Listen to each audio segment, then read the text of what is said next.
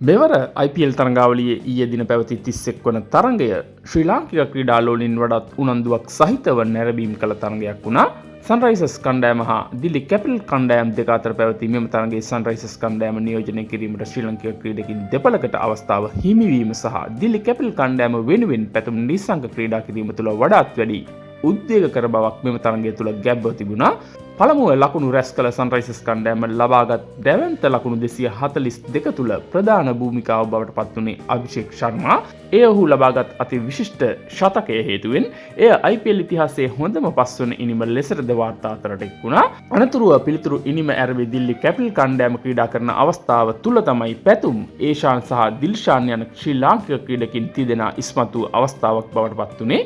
හම්බන්තොට දිස්ත්‍රික්කයේ ප්‍රධාන නගරයකට දුරින් පිහිටි හුංගම ගුරුපොකුණු ප්‍රදේශයෙන් සැහැල්ලු පන්දුව හරහා ජාතික කණ්ඩායමට එක් වූ දිල්ෂාන් සිය මංගල IPL තරඟය තුළ පළමු පන්දුවාරය ක්‍රියාත්මක කිරීම ඔහුට මෙම තරඟය තුළ ලැබුණු සුවිශේෂී අවස්ථාවක් වුණා.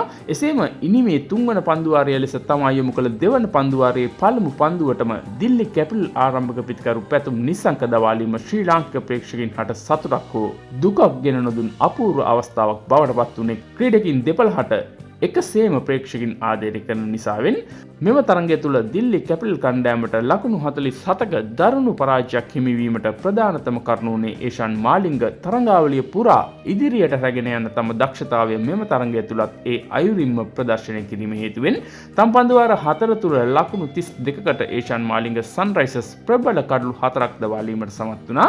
දිල්ෂාන් මදුසංකද එක් කඩුල්ලක් පමණක් ලබා ගත්තත් ඔහු යොමු කළ පන්දුවාර 4 තුළ පිටියෙන් ඉවතට එල්ල කරන පහළවර 4ක් පමණක් පිතිකරුවන් හට ලබා දෙමින් පිතිකරුවන් හට ලබා දුන්නේ ලකුණු 36ක් පමණයි.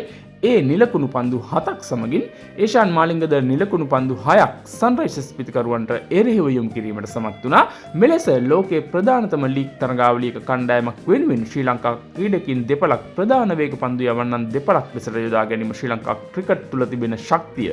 එහෙමත් නැත්නම් අපේ රටේ ක්‍රිකට් ඉතා හොඳ මට්ටමක තිබෙන බවට හැඟවෙන යහපත් කරුණක් බවට පත් වුණා. මෙවර IPL තරඟාවලියේ උණුසුම තව තවත් උණුසුම් වෙනවා. වර්තමානයේ තරඟ ප්‍රතිඵලයන් මත මේ නවතම ලකුණු සටහන අද දින තවත් තරඟයක් පමණක් ආරම්භීමට නියමිතයි. නවතම IPL තරඟ තොරතුරු සමග හමු වීමේ බලාපොරොත්තුවෙන් සමුගන්නවා. නාලිකාව සබ්ස්ක්‍රයිබ් කරන්න. සුබ දවසක් ඔයාලා හැමෝටම.